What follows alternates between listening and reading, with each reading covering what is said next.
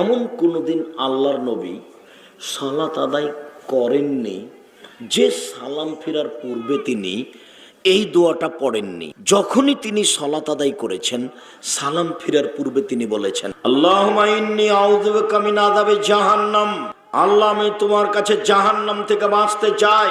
ওয়া আউযু বিকা মিন আযাবিল কবর, আল্লাহ আমি তোমার কাছে কবরের শাস্তি থেকে বাঁচতে চাই। ওয়া আউযু বিকা মিন ফিতনাতিল মাসিহিদ দাজ্জাল, আল্লাহ আমি তোমার কাছে দাজ্জালের বিপদ ফিতনা থেকে বাঁচতে চাই।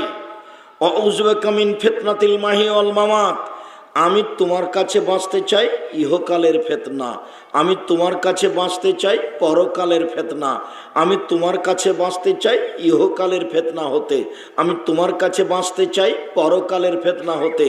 ওয়া আউযু বিকা মিনাল মাআসামি ওয়াল মাগরাম, আমি তোমার কাছে বাঁচতে চাই বড় পাপ হতে, আমি তোমার কাছে বাঁচতে চাই ঋণ কর্জ হতে।